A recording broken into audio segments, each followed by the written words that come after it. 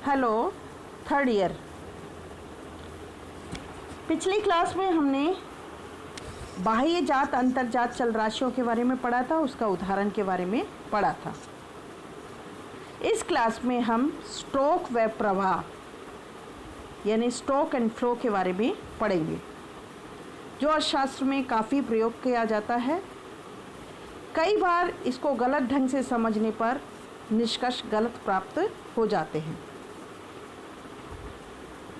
Edward Shapiro के अनुसार इन दोनों में अंतर यह है कि स्ट्रोक वह मात्रा होती है जो समय के एक विशिष्ट बिंदु पर मापी जाती है, जबकि प्रवाह वह मात्रा होती है जो एक विशिष्ट समावधि के रूप में मापी जाती है। उदाहरण के लिए मान लीजिए 1 जनवरी 1980 को भारत का मुद्रा स्ट्रोक इतना था, यानी एक पर्टिकुलर टाइम हो गया, यानी एक स्पेसिफिक पॉइंट इन टाइम, इसको हम स्ट्रोक कहेंगे। या फिर हम ये कहें 1 जनवरी 1980 से 31 दिसंबर 1980, यानी पूरा साल हो गया, तो ये एक स्पेसिफिक पीरियड ऑफ टाइम हो गया, इसको हम प्रवाह कहेंगे। यानी एक समय बिंदु स्ट्रोक कहलाता है और एक पीरियड ऑफ टाइम, एक समावधि प्रवाह कहलाती है। समस्या शास्त्र में स्ट्रोक व प्रवाह संबंधी अवधारणाओं की भरमार पाई जाती है। जैसे स्ट्रोक से रिलेटेड है देश की कुल जनसंख्या, कुल श्रम शक्ति, कुल रोजगार, व्यक्तियों की संख्या, मुद्रा की मात्रा, मुद्रा, विदेशी मुद्रा कोष, पूंजी का भंडार इत्यादि, जो एक विशिष्ट बिंदु पर बतलाई जाती है। उदाहरण के लिए मुद्रा की पूर्ति 5 अगस्त 1994 को 4,61,531 करोड़ रुपए थी। एक पर्टिकुलर टाइम पे हो गए, ये स्टॉक का उदाहरण है। इसी प्रकार प्रवाह संबंधी भी बहुत सारी अवधारणाएं समष्टि अर्थशास्त्र में पाई जाती हैं, जैसे राष्ट्रीय आय, राष्ट्रीय बचत, राष्ट्रीय विनियोग, निर्यात, आयात की मात्रा, श्रम शक्ति में वृद्धि, रोजगार में वृद्धि, बेरोजगारी में वृद्धि, बजट घाटा इत्यादि। उदाहरण के लिए 1992-93 में भारत की सकल राष्ट्रीय उत्पत्ति अर्थात जीएनपी 1980-81 के भावों के आधार पर 2176 अरब रुपए थी। यानी 1992-93 की बात हो रही है, तो यानी 1 जनवरी 1992 31 दिसंबर 1992, ये पूरे एक साल की हम बात कर रहे हैं। ध्यान रहे कि बचतें स्टॉक भी होती हैं और प्रवाह भी होती है। वर्ष के अंत में पाए जाने वाली सरकारी कर्ज की बकाया राशि एक स्टॉक भी होती है। वर्ष के दौरान कर्ज में होने वाली वृद्धि एक प्रवाह भी होती है। पूंजी एक स्टॉक भी होती है। वर्ष में होने वाला पूंजी निर्माण या अथवा विनियोग एक प्रवाह भी होता है। स्टॉक का प्रवाह पर असर पड़ सकता है, यानी पूंजी की मात्रा ज़्यादा होने पर पूंजी निर्माण ज़्यादा होगा, पूंजी की मात्रा कम होने पर पूंजी निर्माण कम होगा। यानी ये एक दूसरे से रिलेटेड हैं, एक दूसरे पर असर डालते हैं। समष्टि अर्थशास्त्र में कई प्रकार के रेशो यानी अनुपातों का प्रयोग भी किया जाता है। उदाहरण के लिए किसी समय बिंदु पर स्थिर परिसंपत्तियों का कुल परिसंपत्तियों से जो संबंध बताया जाता है वो अनुपात के आधार पर बताया जाता है।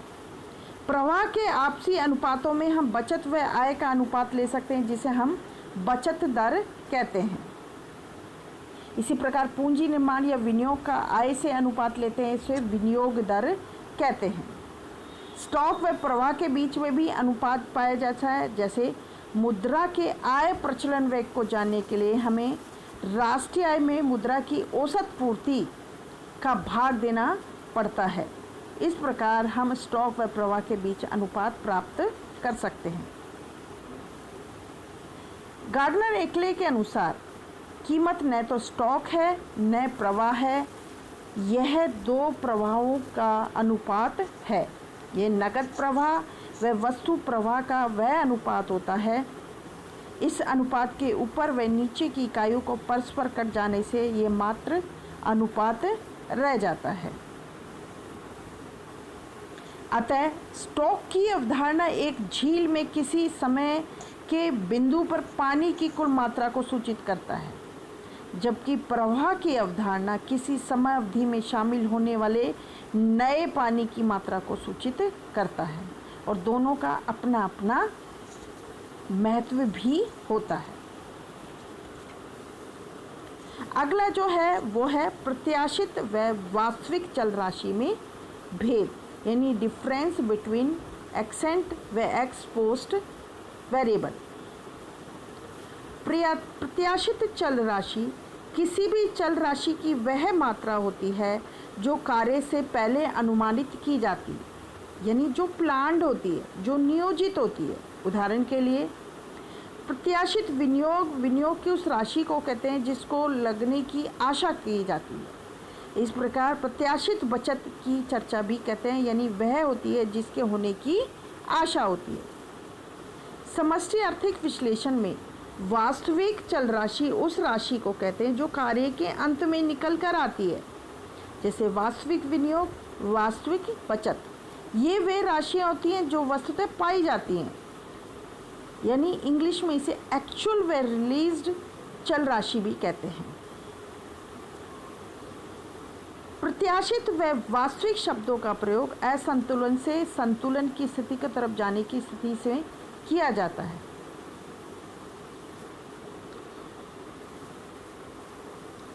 कीन्स के राष्ट्रीय आय के निर्धारण के मॉडल में प्रत्याशित विनियोग के प्रत्याशित बचत से अधिक होने से अर्थव्यवस्था में असंतुलन उत्पन्न होता है। इससे विनियोग के अधिक्य के कारण अर्थव्यवस्था में गुणक प्रभाव के जरिए अतिरिक्त आमदनी प्राप्त होती है। इसे आय व बचत बढ़ते हैं। अंत में वास्तविक या प्राप्त विनियोग की राशि वास्तविक या प्राप्त बचत की राशि के समान हो जाती है। या अंत में कीन्स के मॉडल में विनियोग व बचत वास्तविक अर्थ में परस्पर बराबर होते हैं। इसी प्रकार रुपए उधार लेना, रुपए उधार देना, ब्याज दर के बारे में प्रत्याशित व वास्तविक चल राशियाँ होती हैं। असली ब्याज की दर मौद्रिक ब्याज की दर से मुद्रास्फीति के दर निकालने पर बराबर होती है। उदाहरण के लिए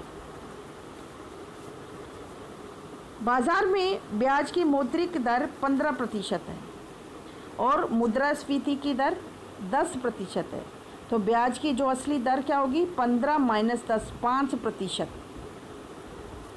कल्पना कीजिए रुपए उधार देने वाले उधार लेने वाले शुरू में यह सोचते हैं कि असली ब्याज की दर 5% रहेगी, लेकिन अंत में 0 निकलती है। इस अंतर का बहुत बड़ा महत्व है। Thank you very much.